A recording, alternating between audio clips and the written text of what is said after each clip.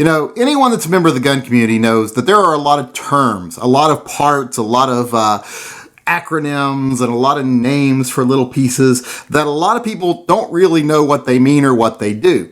Now, newcomers sometimes when they come in, they get intimidated by all these words and all these parts and all these terms, and they're kind of afraid to ask a question. And it's not just newcomers. Sometimes it's people that have been in the community for quite a while, but there's something they don't seem to understand or they don't happen to understand, and then they're afraid to ask because at this point they're like, this is something obviously everybody knows, so I'm embarrassed to ask what it is or what it does, or what it means.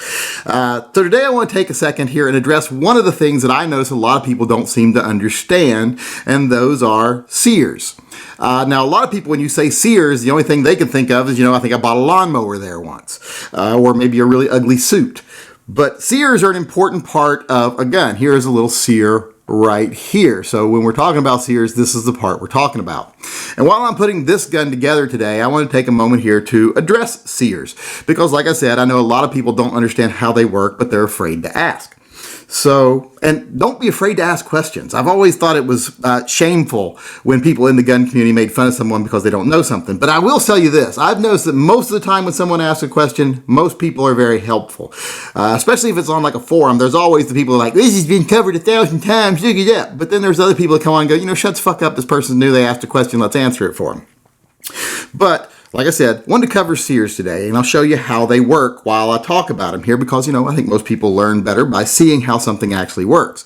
Now, the SEAR in the gun is right here, and the SEAR is what actually activates your hammer. It is what the trigger works upon to make the hammer fall.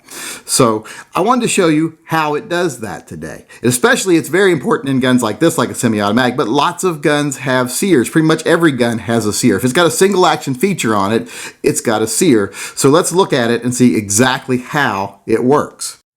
Now, before I go too far here, I want to point out that I am showing you one specific gun here. I'm not showing you every type of SEAR. I'm showing you my Browning high power, and this gun has a hammer.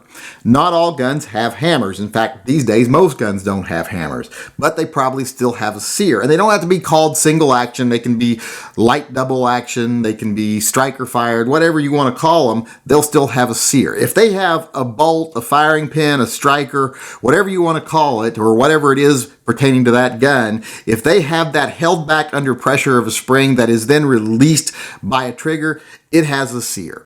And by understanding how it works in this one specific gun, you can pretty much understand how it works in every gun because they're all very similar. You just have to look at that specific gun and figure out, okay, how does the SEAR work in this gun particularly, but it's still pretty much the same principle. That being said, let's continue.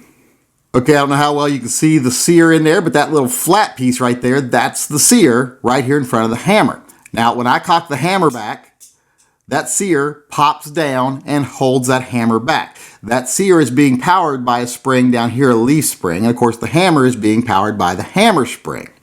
But that little SEAR is keeping the energy from the hammer spring from actuating the hammer and making it fall forward.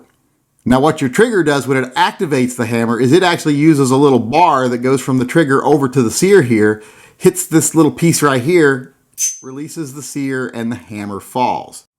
As you can see here, here's the little bar that actually releases the SEAR. It's under spring tension. When the trigger moves, it pushes up on this end. Now, it's not always under spring tension in all guns, just happens to be in this model. In older high powers, it isn't. But when the trigger moves, it pushes this end up, pushes that end down, pushes the SEAR downward, and releases the tension. So it's all pretty simple, especially when you look at the parts separately. First off, let's look at the SEAR itself right here. Like I told you already, there's a little spring that pushes this forward. That's this little leaf spring right here. This goes in the grip of your gun. It lays up against the back of the SEAR like this and pushes it forward to where it has pressure pushing it down in the back. Now on a hammer that has a single action feature, there's a little lip right there, that little jut out right there. That's what the SEAR catches on.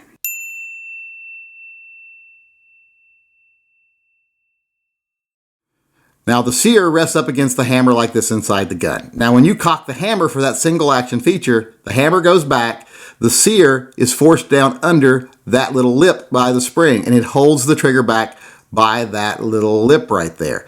And like I said, then your hammer bar actually overcomes the spring tension on the SEAR, pops it back up a little bit, the hammer falls.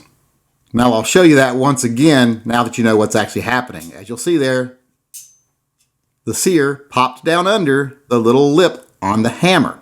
Now when the trigger bar is activated, it'll push downward on the SEAR right here. Now watch what it does. Pushes it out from underneath the hammer, pops forward. So as you see, it's a very simple part of your gun.